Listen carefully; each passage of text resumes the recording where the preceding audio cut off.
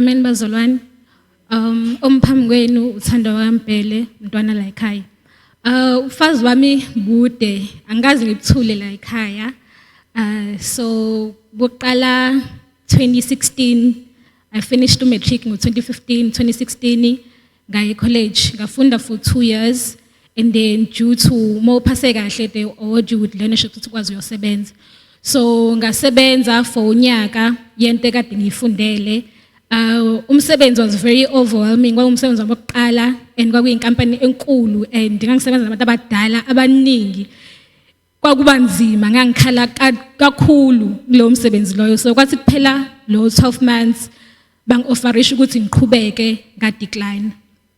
Mengi-decline ngahlala ekhaya ngingasebenzi ngazi ngayisola nokuthi why did I stop. Ngathola umsebenzi wokusebenza esitolo eCheckers. Ngasebenza khona as a merchandiser, ngasebenza u12 months nakhona kwathi abazongenza permanent.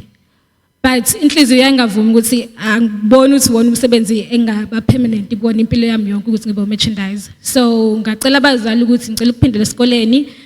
Ngaphindela esikoleni ngagraduate. When graduate it was around COVID times. Ngagraduate kuJuly. And then sengilinde ukuthi ngiyabheka ama post yayisikhona inkampani engifuna ukusebenzela vele ekhanda. And then ngekhathi ze COVID I remember ubaba wenza ama podcast because ngangihlezi ngimbona ku Facebook.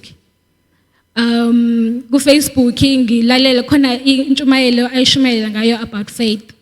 And then I decided ukuthi I'm going to make a prayer ukuthi ngiyabonga Nkosi for umsebenzi wami permanent kule nkampani le engiyisebenzelayo kuyona. So ngawuthandaza leyo prayer from July. Ama post awaphumi. Awekho ama post ngisawubonile, even nama post ama leadership awakaphumi. Every day ngangenza sure ukuthi I'm always online to check ukuthi isiphumile yini. On the day eyaphuma ngayo ipost ngathi ngiya-apply ya reject ama logins ami. Like ngibona ukuthi okay so kuliwa nami la ngiyeke for that day. The following day ngaphinde futhi nga-apply kwa-applyeka. Then kwathuleka emva kalokho.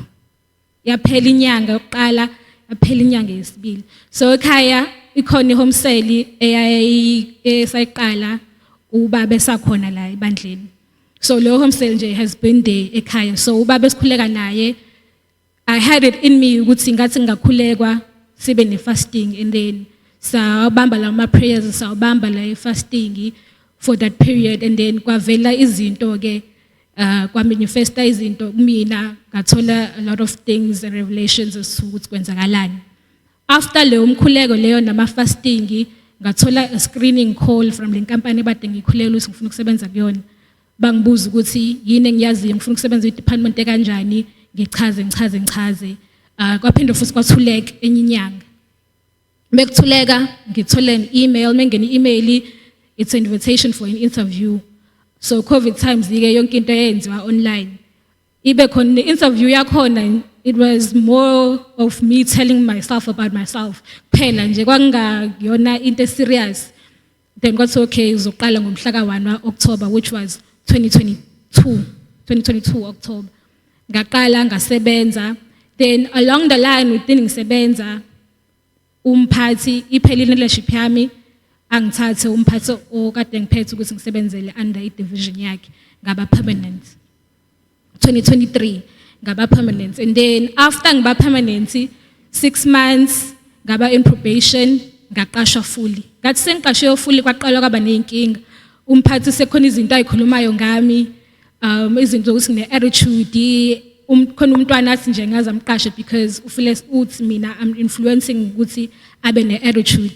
And lezi zinto zonke lezi akayikhulumi nami as umphathi ukuthi I-address ukuthi this is what I feel about you, this is what I'm seeing about you. Kunalokho izinto ayitshela ama-seniors aseceleni to which lezo zinto sigcine sezize kumina ziyafika kumina bezongitshela. So ngasho ukuthi I'm not gonna attend to it. Ngizokwama declaration meyenziwa la esontweni igama lakhe ngeze ngilibize ngegama ngisho ukuthi nje whatever ezama ukuyenza ngeke yenze because usonta kulelo sonto leli so ngisho ukuthi ngize imbize ngegama Then kulonyaka saba i-project elinka directly to i-function yami yomsebenzi. So imina enganginikeza a lot of information about leyo project leyo. So kwathi every month mekuphela inyanga or after every project kuba nama-star awards, kuphuma ama-awards. Wonke umuntu wakuleyo project wayithola i-award, igama lami kuphela lingekho. Futhi nakhona ngingayiboni inkinga ngalokho ngisho ukuthi mhlawumbe it's because they were just getting direct information about the project ngangekho directly kuyona but information babeyithola ngami. Ngi-accept, and then a lady from Cape Town, i-branch yase Cape Town, who was leading this project, wafika eThekwini evakashile.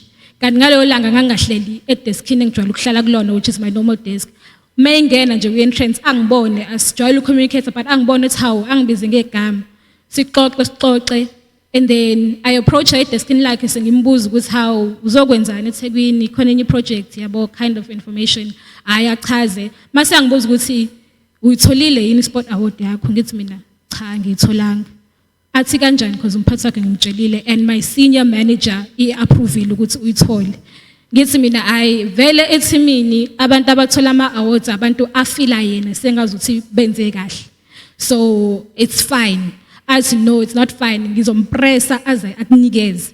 Nangempela kwathi nje kuqala uOctober ngabona igama lami as much as idaluthiwe ke i-award yami sifake nabanye abantu bakhe abathandayo. However ngagcina ngiyireceive. So ngiyamthanda ukubonga uNkulunkulu because ama prayer points esiwathandaza ubaba senzisa wona ayasebenzela. Ziningi izinto esizifesayo singazi nezinto ezenzekalayo empilweni yethu singazi. However ama prayer points nama prayers esiwenzayo like ayasebenzela. Ngiyabonga.